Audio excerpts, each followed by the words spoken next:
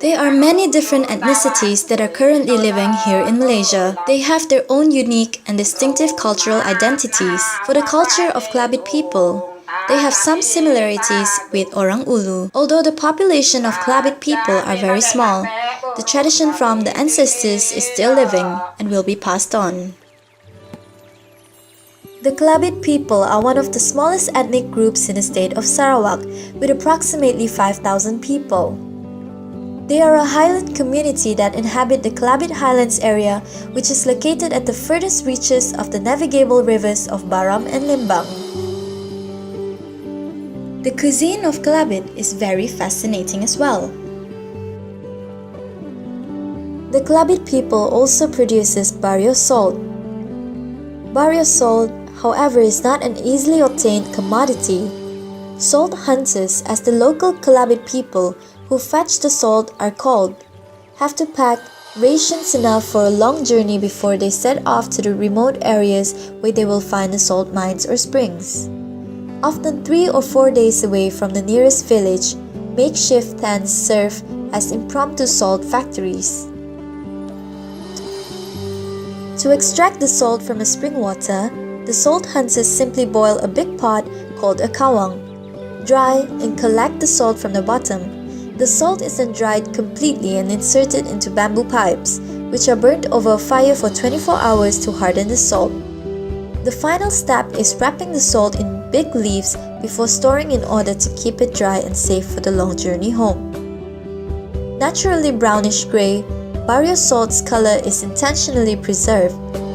It's less salty than commercially available alternatives, but is highly sought after due to its high natural mineral content. Moving on, we will be looking at the local cuisine of the Kelabit people. Senape. Senape is a rice dish wrapped in a particular leaf, which is also known as daun isip, and then steamed. The leaf provides a fragrant aroma and acts as a container for the rice. Back when Kelabits practiced nomadity, mobility was key. The Kelabit people believed that food should be easily carried or eaten until finished. Senape is made with hard rice as it is cooked twice. Although the Kelabit people have gone through a rapid social and economic change within the very short span of 50 years, they have managed to maintain certain aspects of their culture which are still unique, particularly their music and dance. In terms of music, the Kelabit people use many different types of instrument. One of their traditional music instruments is called a sape, which is a plucked lute. It is carved from a tree trunk in a rectangular shape with a homogeneous neck extending from one end of the body. Formerly, its 3 or 4 strings were made from finely split rattan, but today, the strings can be made out of wire strings. These instruments are used by the Kelabit people to perform their lovely hornbill and moria dance. For entertainments, the hornbill dance is a traditional dance which is performed in imitation of the shy, beautiful and gracious hornbill bird. Traditional music instruments such as sape are used to accompany the dance. The Kelabit ladies tend to be good with beading work. This allows them to produce stunning items made from beads such as bags, bracelets, and headbands. Women usually wear these bead vests during weddings and special occasions. Next, we'll be looking at the burial ritual of the Kelabit. We have interviewed a few Kelabit people about their culture. Before they are all animism, so they don't bury the body of the dead person. They put it in jars, a big vase, and they cover it just like that and put it near the stone, the famous stone in Barrio which is called Batu Ritong. A dead body was kept in a coffin or a jar, which was left in a small hut outside the house. It was kept in that position for a year and was only sent to the cemetery during the last death feast. Another interesting Kelabit culture is the traditional earrings worn by the Kelabit people. It is known as abir. It causes them to have elongated earlobes, and it was once the most popular image in portraying their Sarawak's tribal. The uniquely shown abir earring brings the meaning of someone's social status. If someone wears an abir inherited from a fighter, that someone would gain more respect. During festive seasons, well-respected women would wear at least 5 pieces of abir. Kami bermalam ngadan ko de Benjamin Lakay. Puan-puan wala mala pasal luntau lun Kelabit nila. Am tetau mula tebe kade katang tetau kerap mulun kerap maju. The Kelabit people speaks their own language. However, many today have learned to speak English and Malay languages. Unfortunately, this has affected the usage of Kelabit language very badly. It is decreasingly used, particularly by the younger generations.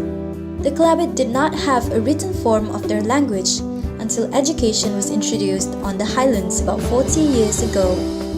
A recent effort was taken to document the language in a dictionary, partly to preserve the language. A fascinating practice, which is the name-changing ceremony, distinguished them from other tribes in Sarawak. This practice requires new parents and new grandparents to change the names of their children and grandchildren completely and permanently. Making their old names redundant, these new sets of names have to be announced to the community at the Ira Mekah Ngadan. We have interviewed a few Kelabit people about their culture. Name-changing ceremony is actually a very important thing in a Kelabit's life. It's basically a more bigger event than actually a wedding. So it's one of the most important basically ceremony in their life. It's basically when a person gets married and actually has a child, he can either choose to go for the ceremony or to not have it. Well, basically if he has a child, if he does proceed with the ceremony, what he's going to do is the villagers, all the old people of the village will actually gather with each other and they will actually come up with a name for him. Once they come up with a few names, they will actually approach him and ask him which one does he prefer. So once he picks a particular name, they will actually have a dinner together with all the villagers. So at night they will gather together and actually have in a fiesta, something like that, or party. They will eat together. Once during the party, they will actually announce their new given name that they actually selected from the old people. And usually once the parents of the child will change the name, and also their parents will actually have another name also given to them. With the age of modernization dawning, the Kelabit's livelihoods are now more threatened than ever before. They have embraced the technological marvels that had eluded them before and begin to forget the traditions that have been passed on to them. Therefore, we, the stakeholders of our nation, should put our doors down and take hold the responsibility to preserve the very culture that makes us who we are, Malaysian.